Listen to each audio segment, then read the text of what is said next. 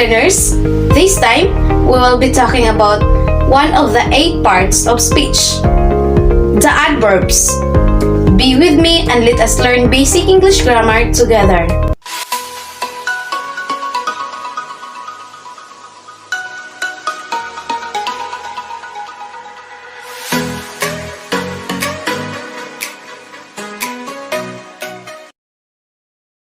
I am your Atelan, a student of General Aguinaldo National High School, Alberto District. Before we start, I hope everything is set. Don't forget your notebook and ballpen for you to take down important notes as we go through our discussion. Today, I will teach you about different kinds of adverbs.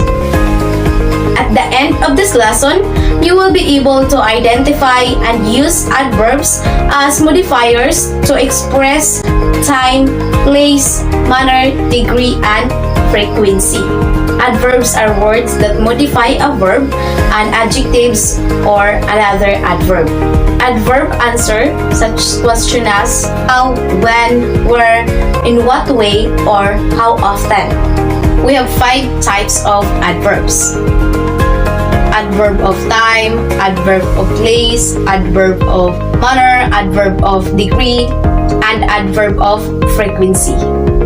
First, adverb of time. It tells us when an action happened, but also for how long and how often. Example, I go to school yesterday. When did I go to school? Yesterday. So, yesterday is an example of adverb of time. Not just yesterday, but also last year, today, all day, all night, not long, sometimes, frequently, and always are examples of adverb of time. Next, we have adverb of place. It indicates where something happens. Example, the children sit there. Where did the children sit? There. So there is an example of adverb of place.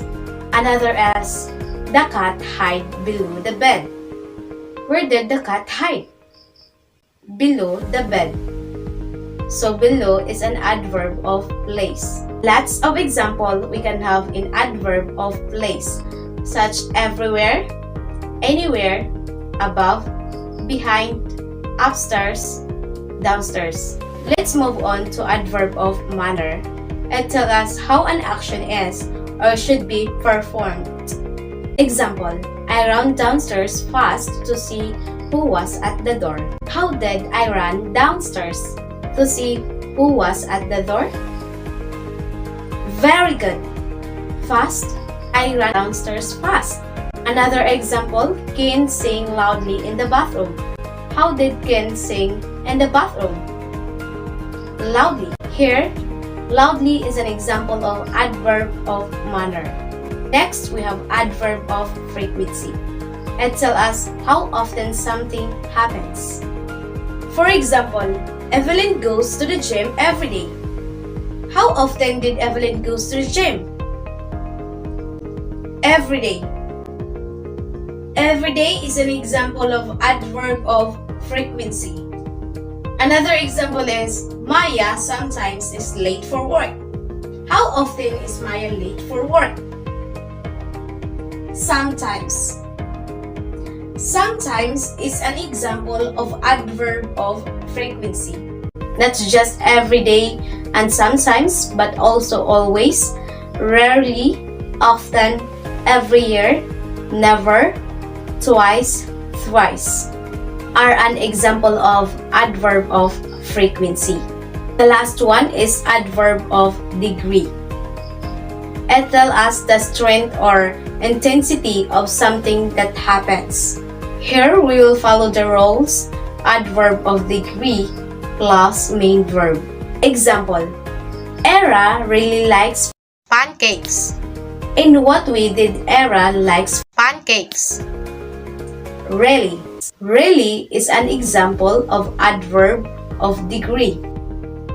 Another example is Michael looks extremely angry. In what way did Michelle looks angry? Extremely. Extremely is an example of adverb of degree. Not just really or extremely, but also very, strongly, highly, to, incredibly, quite, almost, fully. Let's now quickly recap what we have learned today. We started with defining what is adverbs. Then we discussed the 5 types of adverbs. Those are adverb of time, adverb of place, adverb of manner, adverb of frequency, and adverb of degree. First, adverb of time. It tells us when an action happened. Second, adverb of place. It indicates where something happens. Third, adverb of manner. It tells us how an action is or should be performed. Fourth, adverb of frequency. It tells us how often something happens. The last one is adverb of degree. It tells us the strength or intensity of something that happens. I hope you enjoy our lesson today and learn new concepts as well. See you on our next video session. Once again, I am your Atelin, reminding you that education is one thing no one can take away from you.